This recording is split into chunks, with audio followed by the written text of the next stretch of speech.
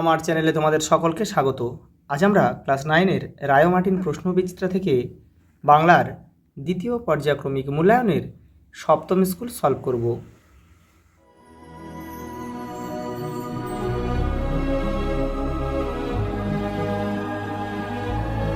দেখো প্রথম প্রশ্ন,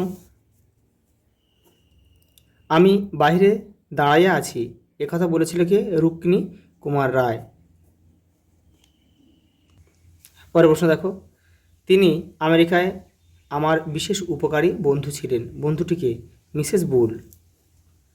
উর্দু সাহিত্যের মূল সুর কোন ভাষার সঙ্গে বাঁধা? ফার্সি। আকাশে সাতটি তারা কবিতাটি কোন কাব্যগ্রন্থের অন্তর্গত? রূপসী বাংলা।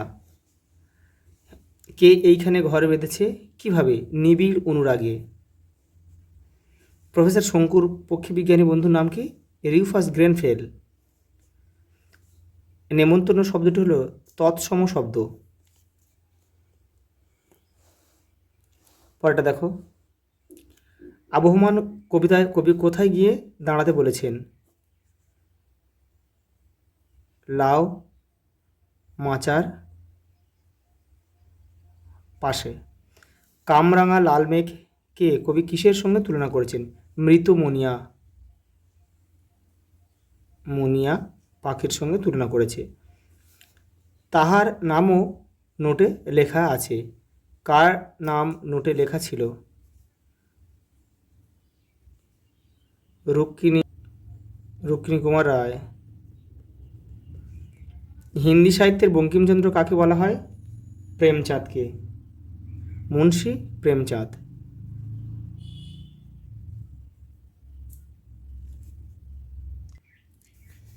স্বামী বিবেকানন্দ কাকে কত তারিখে চিঠি লিখেছিল? কাকে লিখেছিল? মিসেস বুলকে লিখেছিল।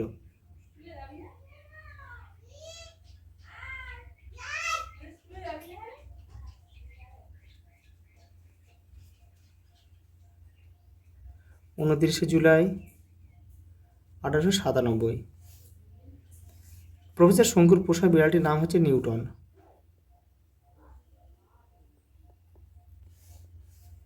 তৎসম শব্দ কাকে বলে? দেখে নাও, এই তৎসম শব্দ। উদাহরণ কিন্তু দিতে হবে। পরেরটা দেখো, দাম শব্দটি কোন বিদেশি শব্দের অন্তর্গত? গ্রিক। প্রত্যয় নির্ণয় করো, কৌন্তেয় আর করণীয়। দেখো এখানে লিখে দিচ্ছি। দেখো প্রথম লিখবে কুন্তি,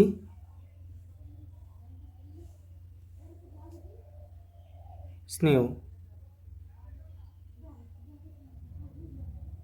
এটা হচ্ছে তদ্ধিত প্রত্যয়। আর করণীয় হচ্ছে ক্রি যোগ অনীয়, এটা হবে কৃত প্রত্যয়। দেখো পরের প্রশ্ন, নোটে গাছটা বুড়িয়ে ওঠে কিন্তু মুড়ে না। নোটে গাছ কিসের প্রতীক? সে বুড়িয়ে গেলেও মুড়িয়ে যায় না কেন?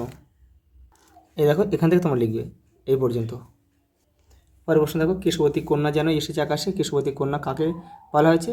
কাকে কেশবতী কন্যা বলার কারণ কি? দেখো এই যে রয়েছে, এটা করবে। তারা দরিদ্র কিন্তু লোভী নয়। তাহারা কারা?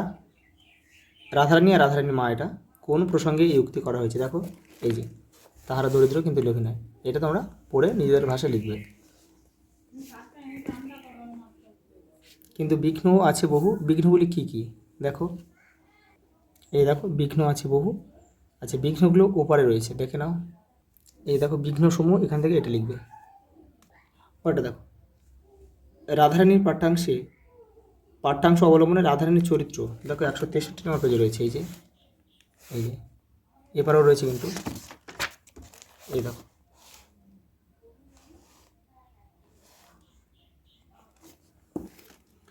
আবহমান কবিতাটির মধ্যে কবি চিরকালীন জীবনস্রোতের যে চিত্র অঙ্কন করেছে তার পরিচয় দাও। 67 নম্বর পেজে রয়েছে। দেখো রায়ের মার্টিনে, এই যে এটা লিখবে।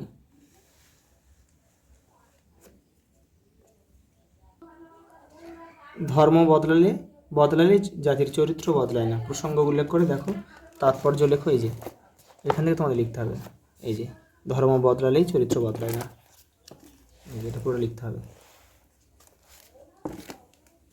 দেখো ম্যালিফাউল ও গ্রিপ পাখির বসবাস ও আত্মরক্ষার কলাকৌশল বর্ণনা করো। দেখো এটা করভাসে রয়েছে, দেখো এটা 30 নম্বর পেজে। এই দেখো এখান থেকে তোমাদের লিখতে হবে এই যে অস্ট্রেলিয়ার ম্যালিফাউল আর এই যে গ্রিপ নামক একটা পাখি, এখান থেকে তোমাদের এই পর্যন্ত লিখতে হবে পুরোটা, এই পর্যন্ত। পরের প্রশ্ন দেখো, করভাসের মানব সুলভ বুদ্ধিমত্তার পরিচয় দাও। দেখো 285 নম্বর পেজে রয়েছে, দেখো এই যে এখান থেকে করবে। পরে দেখো কী রয়েছে, এখানে একটা দেখো সারাংশ রয়েছে আর এরপর একটা ভাবার্থ রয়েছে। এগুলো কিন্তু তোমাদের নিজেদের কিন্তু করতে হবে, কারণ এগুলো কিন্তু মুখস্থ করলে হবে না, এগুলো তোমাদের প্র্যাকটিস করতে হবে, স্যার ম্যাডামদের দেখাবে, তারপর তোমরা কিন্তু ভালোভাবে তৈরি হবে। আচ্ছা এই পর্যন্ত, দেখাবে পরের ভিডিওতে।